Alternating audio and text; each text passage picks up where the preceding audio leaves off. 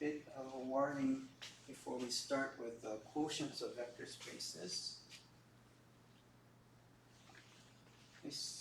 If you understood most of what I was explaining and it seems very easy, this is like the first time it's going to seem a bit non-trivial. That's one thing. And I will be spending a lot of time for this one today, so we might have to have a break much later. This is going to take some time. Another thing is that there's a central fact that is behind this in the set theory portion, and that part is not well known to a lot of you, and that's one of the reasons why this seems a bit strange. So let me start from someplace that's not a vector space. So from here, review from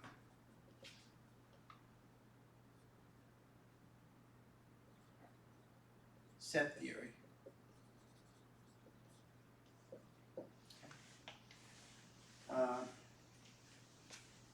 So first of all, definition.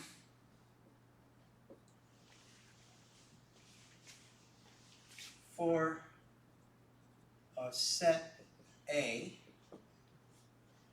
a partition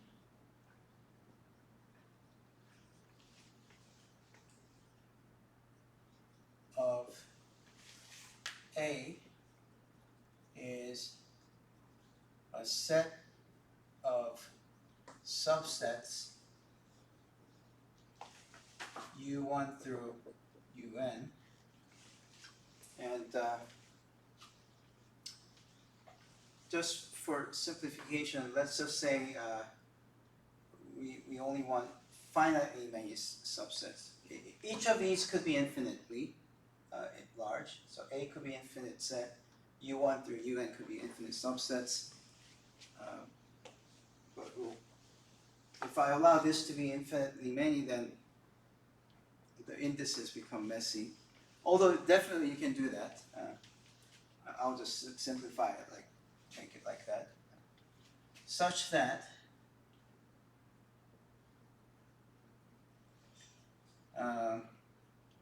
U1 union until UN gives you the entire A, okay?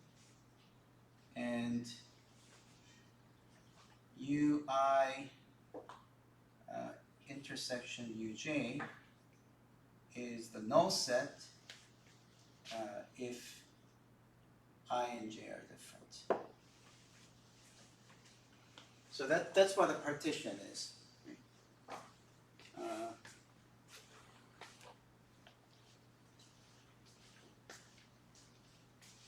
Now often, equivalently,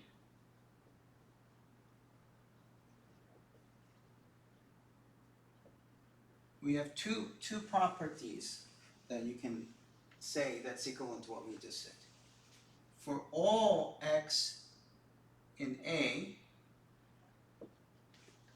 x is in uj for some j between 1 through n. Okay? And then B,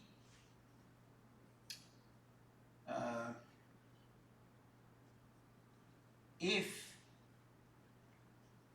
ui intersect uj is non-empty, you know what this means, right? This 0 with something striking, that's a set with no elements. It's an empty set, okay? So if ui and uj intersected gives you a non-empty set, that means ui and uj are the same.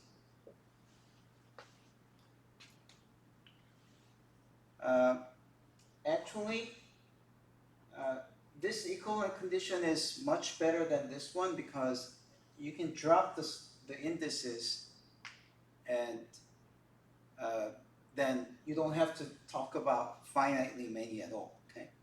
So you see, you can just say uj with j could be not a finite thing, could be anything, some index set.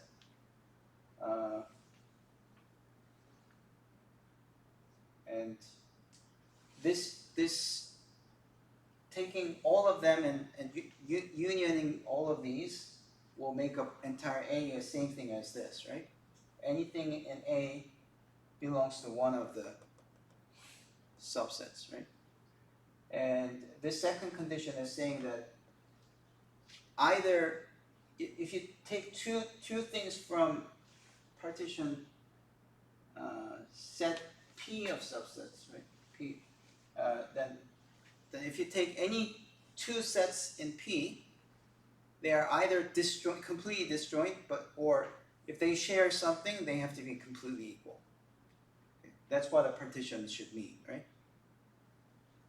So an example would be, say you have 1, 2, 3, 4, 5. Then if this is A, you can set P as, you can put 1, 2 together, and then 4, 5 together, and then you can put 3 by itself. That's a partition, right? These three subs are all subsets of this, where if you take the union of these, you get A back, right? And none of these have non-empty intersections, right? So that's a partition. Now, there's a second thing, which is another definition.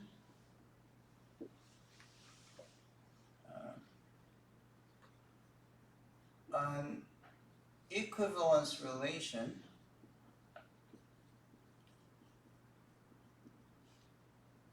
on A, a set A, is a relation that satisfies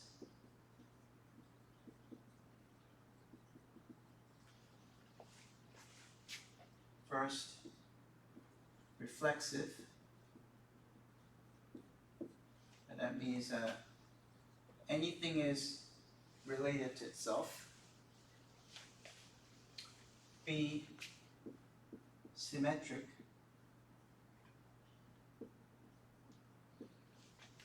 which says if A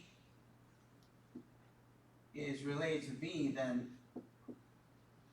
B is also related to A. Okay.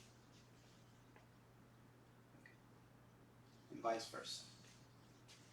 I think you can just put this and it's the same thing. If A is related to B, then B is related to A. C, and then there's the transitive,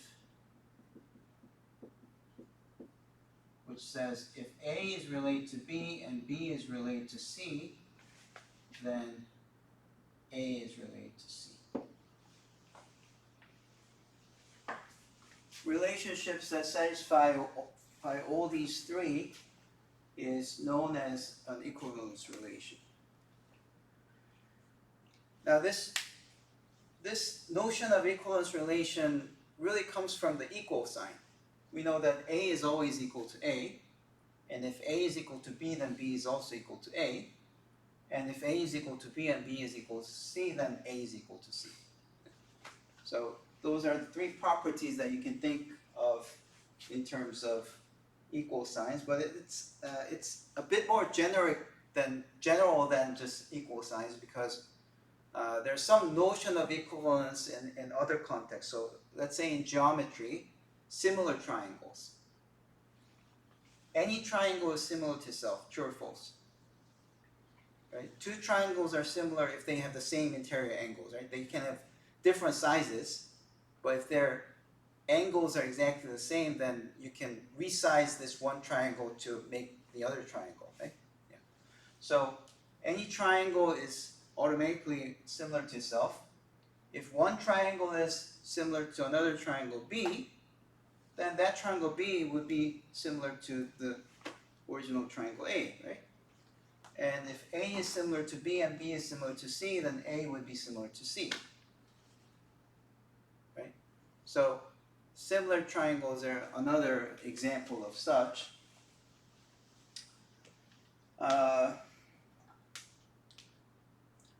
Now, a slightly more complicated example is something called congruence. There's something called the modular system. So, if you think about space of all integers, which is like 0 and then 1, 2, 3, and also -1, -2, then you can talk about congruence mod 3. Now, how many of you seen this before? Mod 3. Seen it? Okay, good. Yeah, everyone saw it. Okay, good. So let's see if you guys know what I mean. Is 2 congruent to 5? It is, right? If you divide 5 by 3, you can put 3 once, but the remainder is 2, right? 3 goes into 2 0 times, and the remainder is 2. A quicker way to evaluate this is like subtract the two numbers, and then if it's divisible by 3, then you say that the two numbers are congruent. Okay? So the congruence relation satisfies all these properties: reflective, symmetric, transitive. So there are many different examples, and hopefully if you have seen this in the context of applied abstract algebra, or if you saw this in the context of number theory, you probably heard how this is important in modern cryptography and all that, right? So it's very useful. Like, there are many useful examples that satisfy these 3 properties. Okay, why am I talking about these 2 things? The reason for that is because one implies the other. Okay. If you have a partition, then that partition gives you an equivalence relation. If you have an equivalence relation, that gives rise to a partition of the set. Okay. Right now, it's not so clear, but let's start with this example and see what happens. So here, what we're going to say is that imagine that you have 5 different people, and they were given different tasks. These 2 guys are given task A, task B, task C, right? And then you say, okay, you ask the question. We say 2 things, 2 objects in here are related if they are doing the same task. Does it make sense? Okay. So with that, is 4 related to 5? Right? They're both doing task B, so that's true, right? Yeah. How about 1 related to 3? No. Okay? Now you can check that such a definition of a relation will satisfy reflexive, because of course the same person will be doing the same task, right? It will be symmetric. If 4 and 5 are doing the same task, then 5 and 4 should also be doing the same task, right? And then it's transitive. Well, it's probably better to have like a bigger set with 3 or more elements, but that you can check that this is true as well. So every partition, if you have a partition, you can say A is related to B if A and B both belong to one of the set, which is one of the sets in the partition. If they belong to the same set in the partition, then we say A and B are related.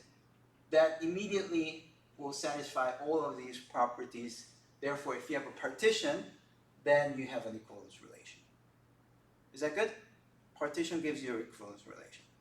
Now, how do you go backwards? Well, if you have an equivalence relation, then you can talk about equivalence class, which is collection. So equivalence class is like this. this.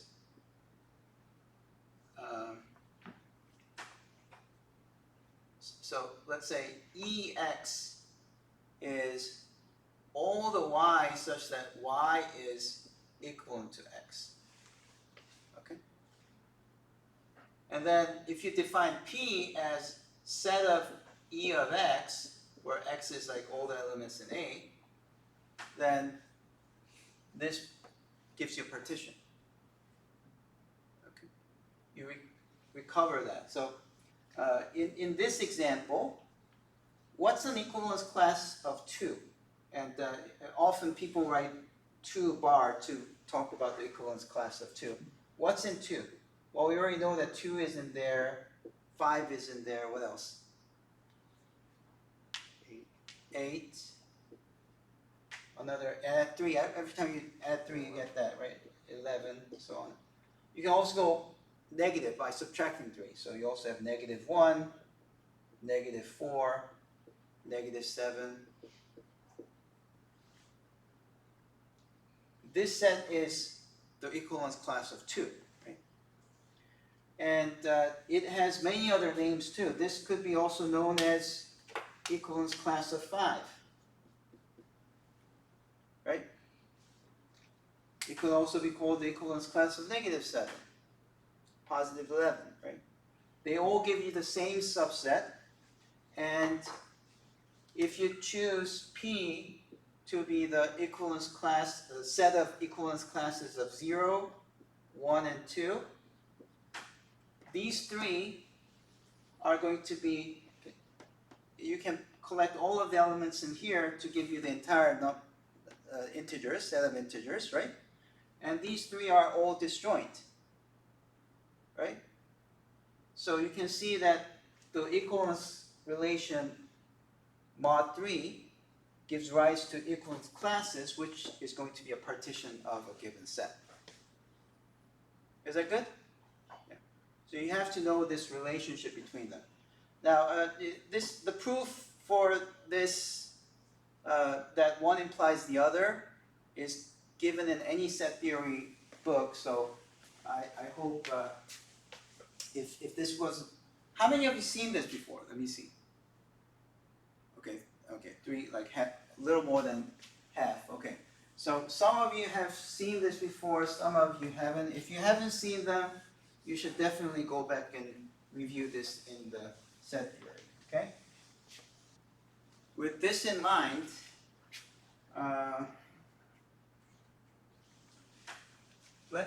let me do this slightly differently than what the book has. I'll just say definition. Let U be a subspace of V, okay? And we define a relation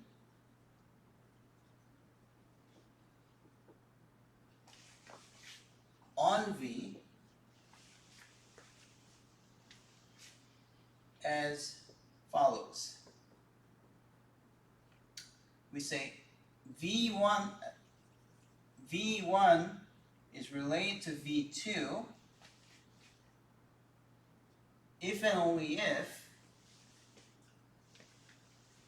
V1 minus V2 lies in U.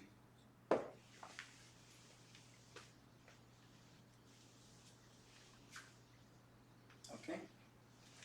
So let's take this equivalence relation.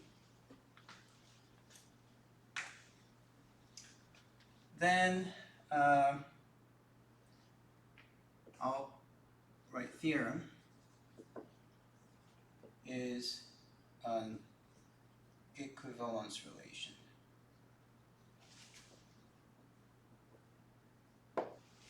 Well, let's first look at reflexive. Is V related to V? Why?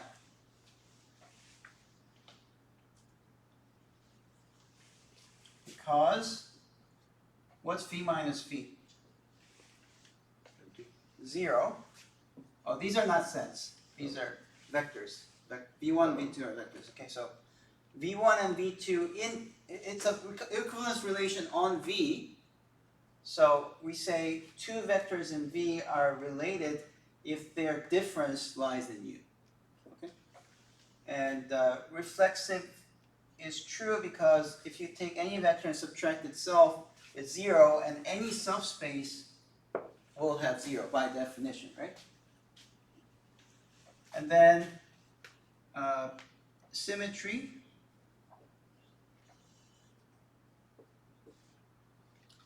is that if V is W, then, so if V is related to W, then V minus W is in U, then, and then, -1 times V minus W is also in U because U is closed under scalar multiplication, right? Well, what is that? That's W minus V. And if this is true, that implies that W is related to V. So symmetry is true as well, okay? What's the last thing that we have to prove? Transitive. Transitive. So transitivity is if U is related to V and V is related to W, then U minus V is in U, and V minus W is also in U, right? By this definition, right? And then, but it's a subspace. Subspace is closed under addition, so U minus V plus V minus W would also be in U, but if you add these, then V and negative V and V cancel, so you get U minus W in U, which says that U is related to W, and that's transitive.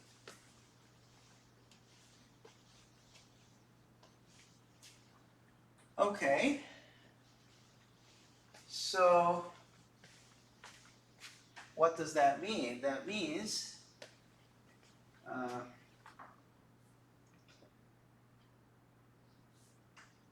so corollary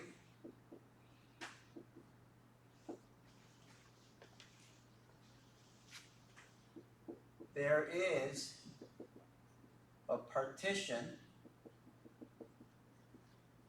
of V by this relationship. Okay? There's a partition of V that is made up of the equivalence classes of this equivalence relation, right? So let's try to think of what is the set of equivalence classes here. So the question now is, what is the set of equivalence classes?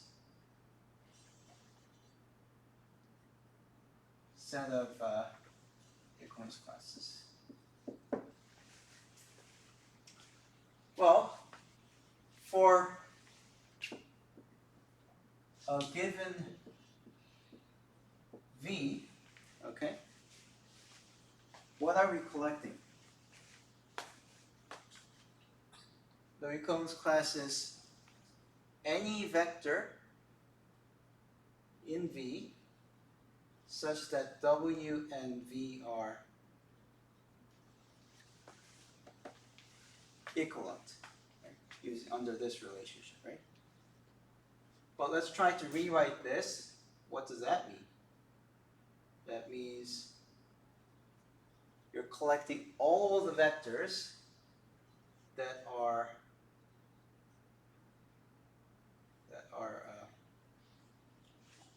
I should really be writing W minus V, but it's the same thing. Okay, we know that W is related to V as same thing as V is related to W. We just proved it. So I'm going to write this as V is related to W, but by definition, that means V minus W is in U, okay? And with that, we need a new notation. So what we are trying to say is that means V minus W is something in U, right? So this really means V minus W is some U where U is in the subspace U, right? So you rewrite this and say, oh, just a minute. Sorry, I want V minus W. W minus V. Sorry. Keep changing my mind. Sorry. So W minus V would be equal to U, so that W is equal to V plus U. Okay? And that means this set that we are collecting really looks like the following. We want V plus U. Okay, we want to collect all the vectors that look like the vector V plus some U, where U is in U. And that is going to have the following symbol. We're going to write down V plus U. Okay. And this symbol kind of makes sense. What this is doing is that you're taking every element in U and adding V to it. Right? That will be an equivalence class under this equivalence relation. Right? Now,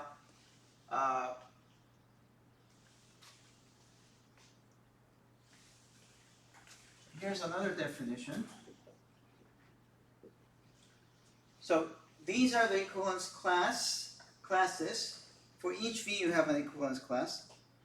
And if you collect all of them, you get the partition, right? So that new partition is now going to be called the quotient vector space.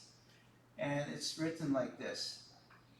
If you take V and you quotient by U, the definition of this is you take all V plus U, and that's it for V in V. Okay. That's what this is. This is called the quotient space. Quotient.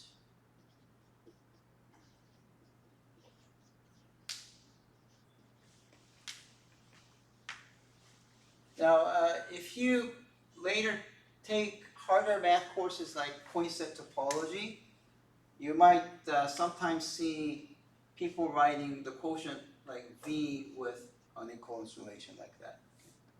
So if you have an equivalence relation, you can always take a quotient by the equivalence relation, which means this means it's a set of partitions. Okay, just like this. So if you look at some harder math courses, math textbooks, you might sometimes see this. And what it means is just think about all the partition set given by this, okay? And in terms, when it's a vector space, you can write this. Okay, so that's where this comes from, but then you need some geometric intuition behind what that set is. So let's think of some examples, and then with the examples, we'll talk further about what this quotient space is. Okay, so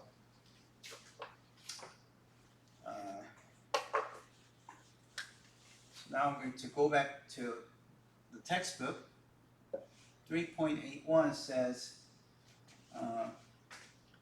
V plus U is called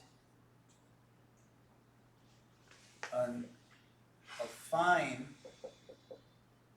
subset of V. Okay.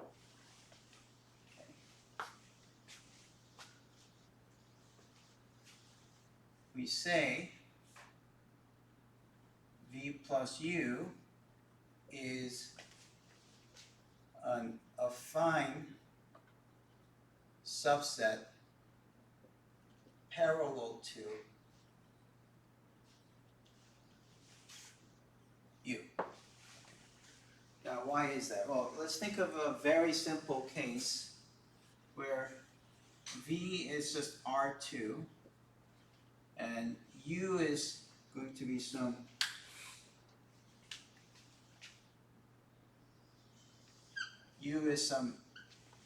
line that's going through the origin.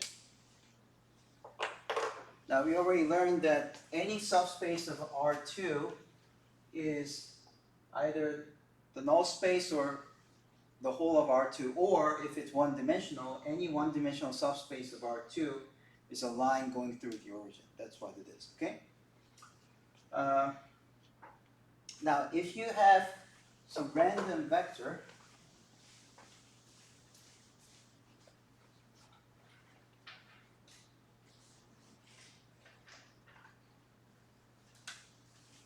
so if you have some vector, let's just say something like this,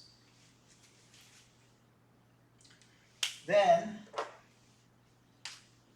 any vector added with this red vector is going to be pushed this way, right? This much, right? So every point in this subspace is going to be pushed by this red vector, giving you this new line, and that's going to be your V plus U. Okay. I should really write down U bigger. So U is a subspace of V, this blue one, and if this V is a red vector, then it takes this subspace and shifts it off the origin by that vector. Okay? So the result is that this is no longer a vector space, and in that case we just call it an affine space, something that's still straight, not bent. But if it doesn't have a natural zero, we call that an affine space. Okay, this blue one has a natural zero, which is the original zero in the vector space, right? But this one doesn't have a place to call zero, right? And I kind of didn't draw this well, but I'm supposed to make these two parallel. Like this. So these two are parallel, right? So that's why you say that V plus U is parallel to U, if you look at this. Okay. All right.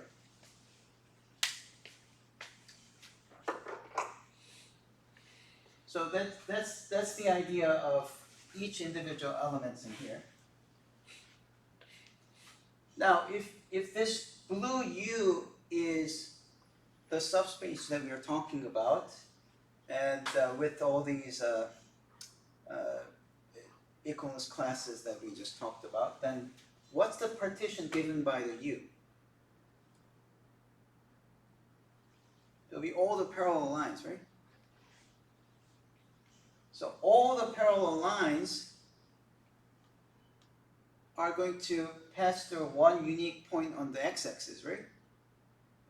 As long as the original U is not parallel to the x-axis. If it's not, then you can see that it will pass through exactly one point on the x-axis, right? So you can kind of see that there's a one-to-one bijection between every element in the partition with each point on the x-axis. And you can even think of that as isomorphism between two vector spaces. So V quotient by U is going to be another vector space. So it will turn out that V cross U is again a vector space, and that vector space is going to be isomorphic to another smaller vector space. Okay, and let's try to think of this in R3. So R3, I can't draw it on the board, but let's think about in the space. So let's say this is X, that's Y, and that's Z. What's a two-dimensional subspace of R3? Plane. Is a plane going through the origin. So if this right here is 0, then you have a plane that's tilted, that's passing through 0 to denote a generic two-dimensional plane, a two-dimensional vector subspace in R3, okay? Now, let's think about the R3 quotient by this two-dimensional thing.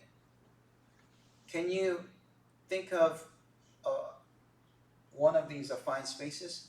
What do they look like? It'll be another plane that's at a higher level than the original one, right? Or the lower level. So it's all these other planes that are parallel to the original plane that I had. Okay? And all of these can now be parametrized by the height, right? So if I say this partition is now again a vector space, question is, what is the dimension of that vector space? It's parameterized just by the height, right? So that's going to be just one-dimensional, right? Okay. So R3 quotient by a two-dimensional space is going to give you a one-dimensional space. Now let's try to do something else. What if I talk about a generic one-dimensional subspace of R3? What's that? Like a line through the origin. It's a line passing through the origin, right? So if you have a line passing through the origin, then what's an affine line? It's another line that's parallel to my original one, but crossing it at different places. It's parallel but not the same, right? So you collect all of these and you get a vector space. What's the dimension of this vector space? Well, these lines are going to pass through a unique point on the xy plane, right? Again, when I say this, I'm assuming that this is a tilted one. It's this original one-dimensional space is not parallel to any of the x and y and z axis. So if it's somewhat tilted, then if you think of all the affine lines, it's going to pass through exactly one point on the xy plane, right? So you see that this quotient space of R3 quotient by a generic one-dimensional vector space is isomorphic to the xy plane. What is the dimension of the xy plane? Two-dimensional. Okay. So where am I going with this? If I have dimension of V quotient by U, this is same as dimension of V. What do you think is the formula? Dimension of V Minus dimension. minus dimension of U. That's the intuition that you get. And this is a theorem in the book. This is 3.89. Okay, so I kind of like glanced over several things in the textbook. And because the textbook doesn't assume that you know the equivalence relation or the partition, it will just redo everything without assuming any of those. It's somewhat self-contained in that way. But because of that, there are several things here. So 3.83 defines the quotient space, which is, so this one is 3.83. And then 3.85 shows that these sets are disjoint. V plus U are disjoint. Which actually just follows from the set theory, so I'm not going to prove this, okay? The best way to spend your time reviewing this portion would be to take a set theory book out, look at that portion, and also look at the current textbook by Axler, Linear Algebra done right, and see how they're exactly the same statements given in different contexts, okay? So do that, and then 3.87, it shows that V quotient by U is a vector space. Now this one this one is, although it's relatively straightforward, I do want to do this proof. So I'll do this one. And then, 3.89 has this one. But to prove this, you have to make a new map from V to V cross V quotient U, something called a projection map. So we will talk about that as well. Right. Okay, so hopefully this discussion gave you some intuition behind what's going on. And as I said, let me try to prove 3.87. Okay, so we already know what V quotient U is. This is a set of everything that looks like this.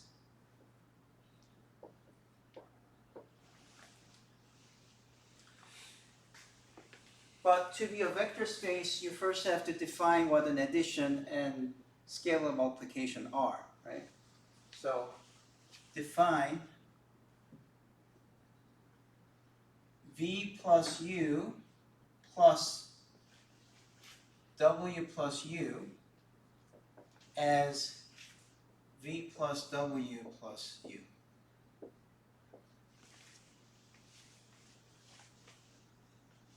Okay? And this kind of makes sense as a set theoretical notation as well, because this is like V plus U1 plus W plus U2. This as a set is like collection of everything that looks like V plus U1 plus W plus U2. But then U1 plus U2, because U is a subspace, U1 plus U2 is another vector U that belongs to U. So it's going to be equal to V plus W plus U, which is exactly this, right? So if you look at the elements in here and elements in here and add them up, you will see that it's exactly the same as the elements in here. So that way it makes sense, but we'll just consider this as a definition. We'll just define this plus this as that. It still has some problems. I'll address that a little later. And then the scalar multiplication will be lambda times V plus U is lambda V plus U. Yeah, again, the thing is elements in here are V plus U, and then if you multiply lambda, then it's lambda V plus lambda U, but lambda U is another vector U prime in U because U is closed under scalar multiplication. So that also makes sense. The problem here is that, so main problem.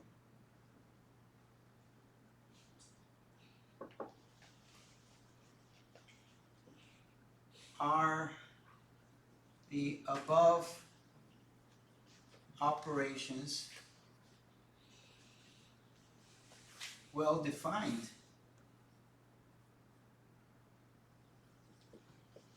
And the reason I'm asking this is because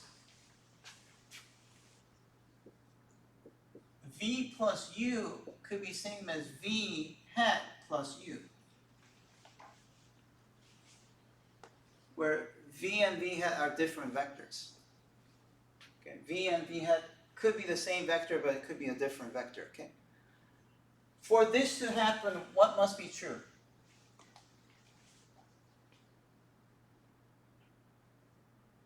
Well, we did all these equivalence relations, but the equivalence relation that we had was that V minus V hat has to be in U, right?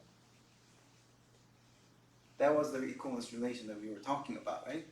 So if V and V hat are equivalent under this equivalence relation that we were playing with before, then they give you the same equivalence class. Okay? So this is the same thing about my remark where in the equivalence class 2 bar and 5 bar are the same, right? 2 and 5 are different, but because 2 and 5 are equivalent, they give you the same equivalence class, right? Same idea. If you have, oh, maybe this might be helpful too. If you have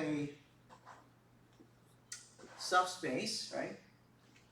And then you have one vector that does this, and then another vector that does this, and you hold this as v and v hat. Well, look what happens if you take this subspace U and push it under v and v hat. They both give you the same affine vector, right? U plus v gives you this black line, and u plus v hat gives you the same thing. Point-wise, they take to different things, but as a set, you end up with the same thing. These two are equal as sets. Right? You get that? All right. So, so the problem is, what if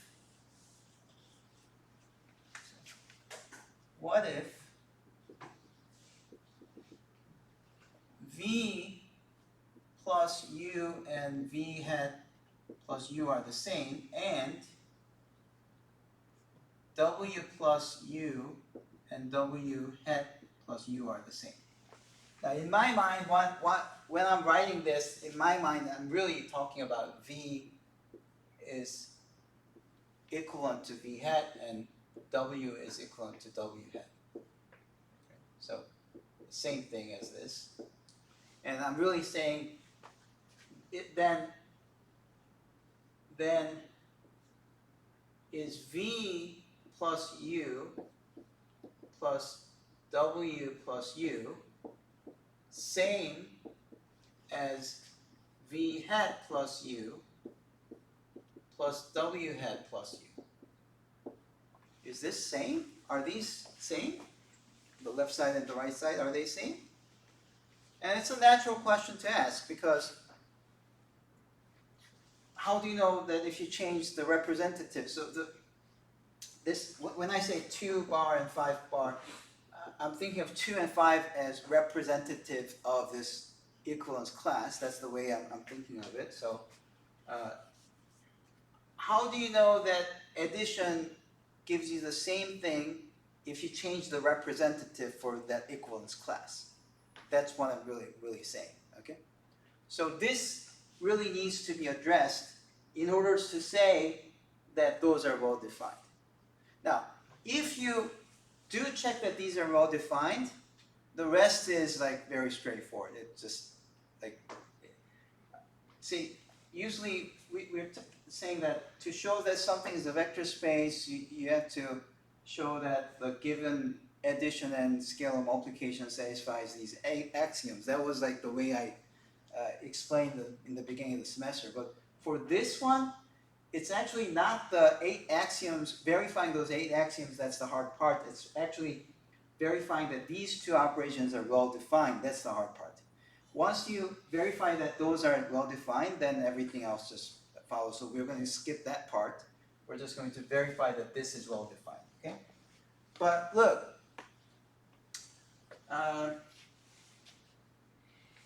so I guess the question is the following. So this is saying, the real question is, if v is equivalent to v hat and w is equivalent to w hat, is v plus w equivalent to v hat plus w hat? That's the question, right? Because that's the equivalent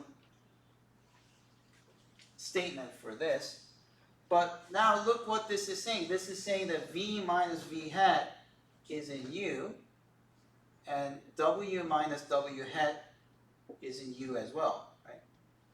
So now let's check whether these two are in u. Either v plus w minus v hat plus w hat. Well, that's v minus v hat plus w minus w hat. But this one is already in u. This one is already in u. These were our assumptions, right?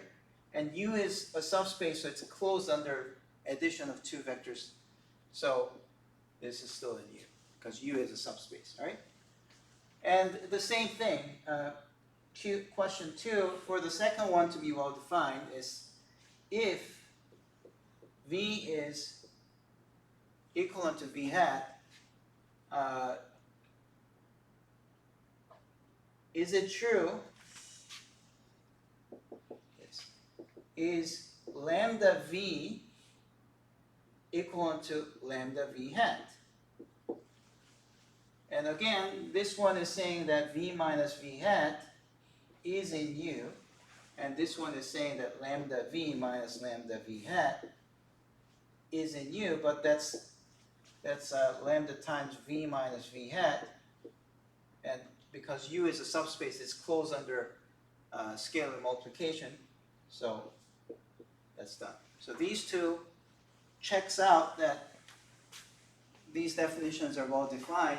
It doesn't change the outcome depending on the representative that you pick from your equivalence class, and therefore these are well defined, and then you can check all the 8 axioms and it just checks out, okay?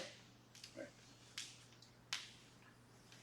Let me quickly ask one question. If this is a vector space, it must have a 0, right? What does 0 look like in here?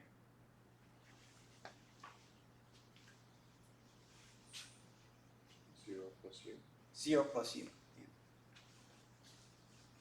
Because you have to think of it this way. 0 in this space is all the vectors in V that's equivalent to 0, right? But what does it mean equivalent to 0 under U? Well, that means that V minus 0 is in U, but that means V should be in U. That means the U itself, or 0 plus U. 0 plus U is U, right? U itself will be the 0 of this guy, okay?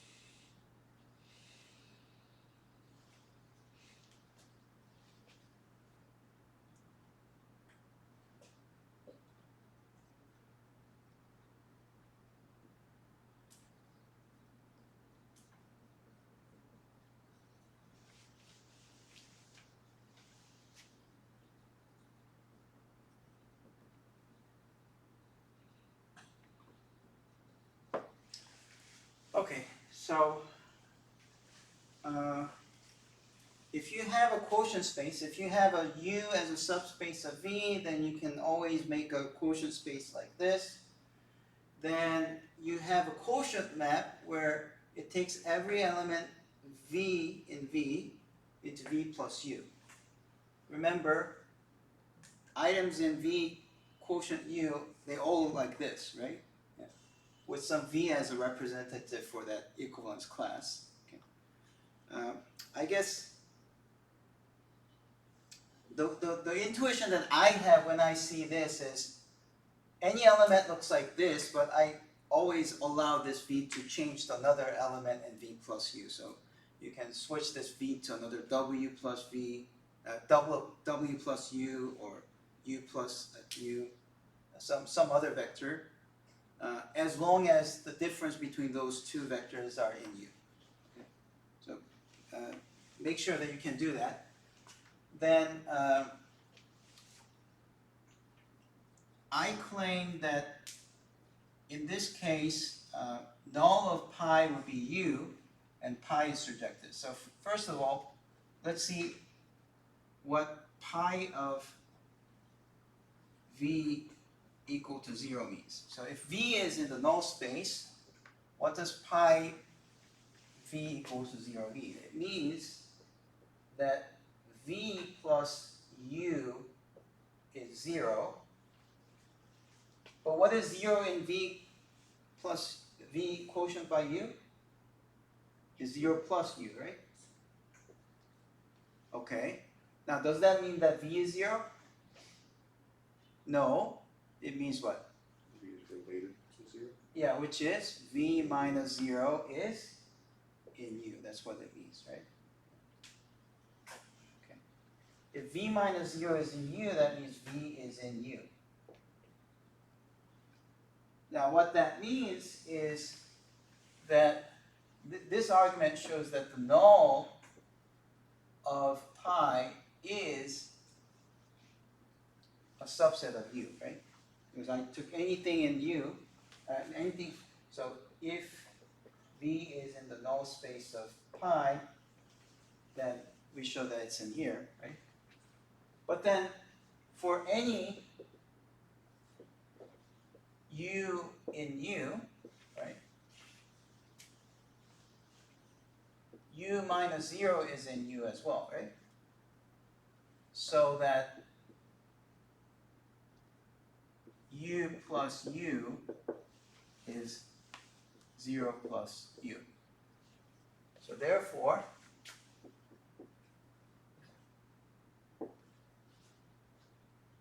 pi of u, which is by definition u plus u, that's 0 plus u,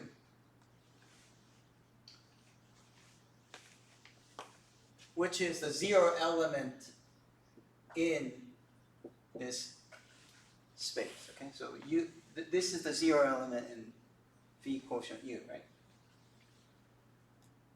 And that shows that u is in the null space of pi, and because we showed both direction inclusions, we see that the null pi is u itself. Okay. How about surjective? Well, surjective is obvious. Surjectivity. Surjectivity is obvious because anything in here looks like this, right? But that's from here. So done. It's surjective. Okay.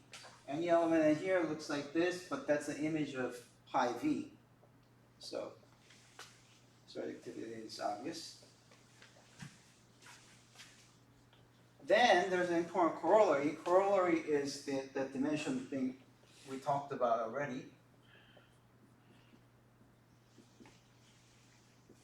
So the rank nullity identity, or the fundamental theorem of linear math, which is dimension of v equals the dimension of null of pi plus dimension of range of pi, because the null of pi is u, right? And then range of pi is the entire v quotient u. You just subtract this and you get dimension of v quotient by u equal to dimension of v minus dimension of u. So this follows directly after that. Okay, now we are left with just two more theorems.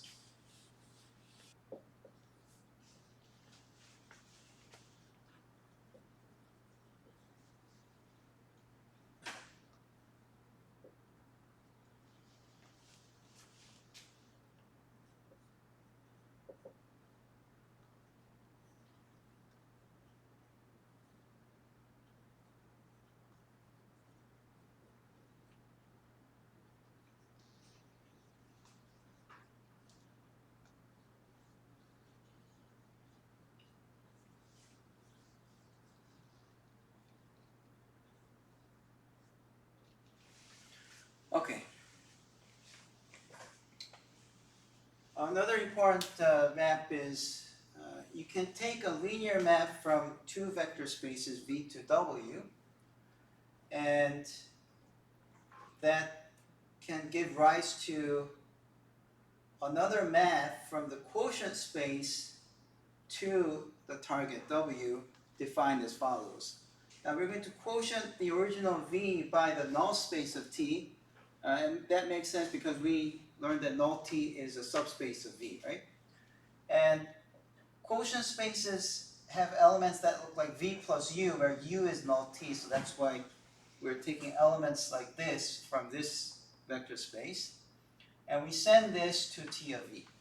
Okay. The first thing that we have to check is whether this is well defined. Okay. So, theorem, T hat is well defined. Okay, what do I mean by well defined here? Okay. I've been talking about well defined several times. I'm curious to know if you understood this notion by now. What do I mean in this context that it's well defined?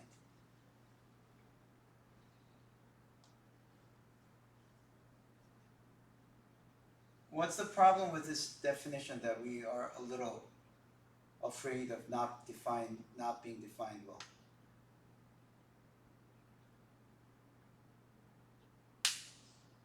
Any ideas? Null T of the empty set? No. Null T is always a subspace, so it can never be an empty set.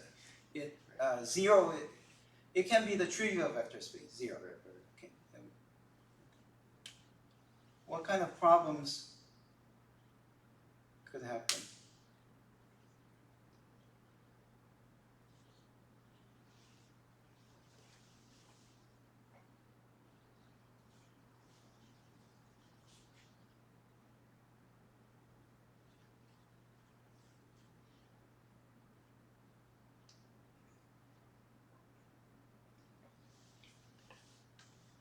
You don't see a problem?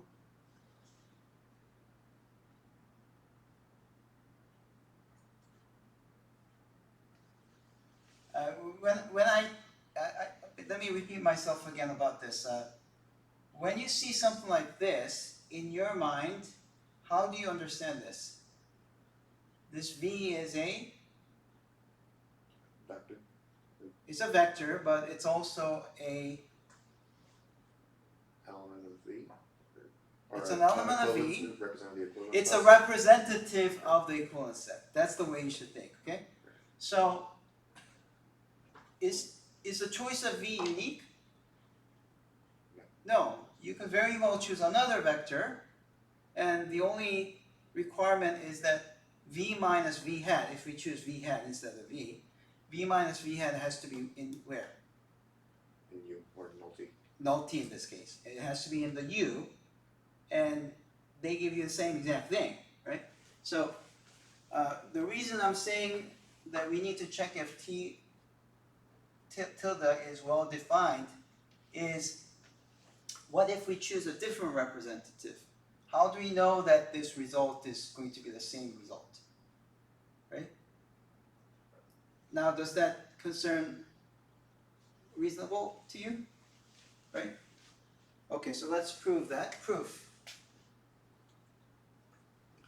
Suppose V plus null T is equal to V hat plus null T. Okay, if this is true, what does that mean? V minus V hat is in null T. V minus V hat is in null T. So with this condition given, the real question is, why is TV same as TV hat? If they are the same, then it doesn't matter if I choose this one or that one. They both give you the same TV hat or TV, they're the same thing. So the value of the map doesn't change. Is that good? All right. So, why is that true? This is true because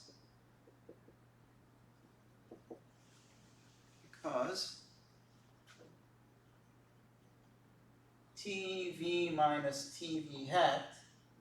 Well, the original map is a linear map, right? That's T V minus V hat. Okay, what do we know about V minus V hat? Okay, so what does that mean? T of that is 0. 0. Yeah. And if it's 0, then you can move this to the other side and that's proved. Okay. So it's well defined. Okay. All right. And we can say several things about this. It's 3.91. A, T hat is a linear map. B, T tilde is injective. C, the range of T hat is same as range of T. And then D,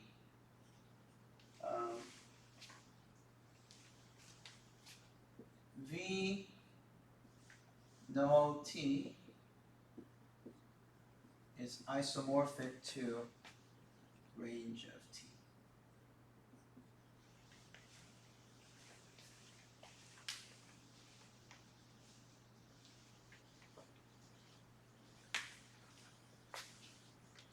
Okay, so let's go over these one by one. So first A, really the only concern is well-definedness. Okay, once it's well-defined, the other ones are very straightforward to check. Okay, so that's going to be good. B, how do you know that T tilde is injective? Well, you can show that by showing that T tilde has a null space at 0, right? So let's check this one. B is injective. So suppose T hat V plus null T is 0. Okay? Then, because this, by definition of what T tilde is, T tilde V plus null T is just T of V equals to 0, right? But then, this means V is in where? Null T. Which means V minus 0 is in null T, so that V and 0 are related, right? If V and 0 are related, what does that mean? That means V plus null T is same as? 0 plus null T. 0 plus null T. Which is the only 0 element in V quotient null T, right? So this is, see, it's a bit confusing, but you have to know that this is the only 0 in V quotient null T.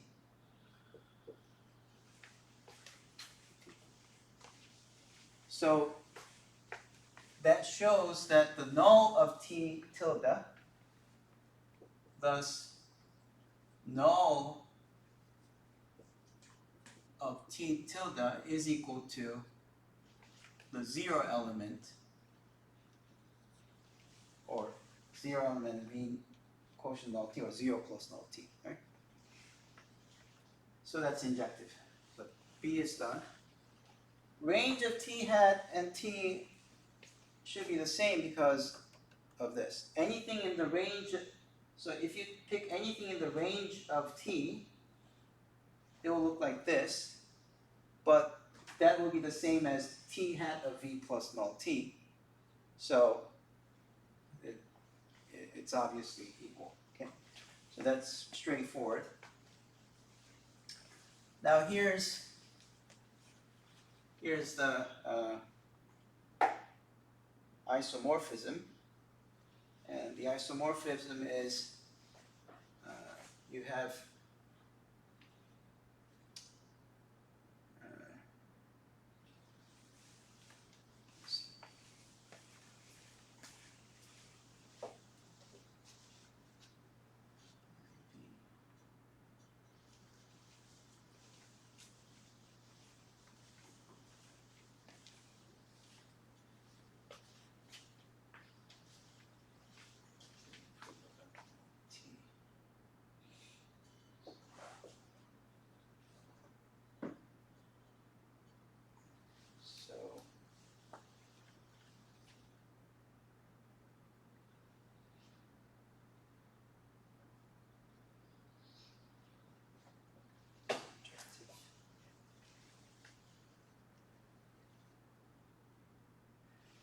okay, so in part B, the important part is that this T tilde is now an isomorphism. Okay. Why is that? Because we just showed that T tilde is injective, right?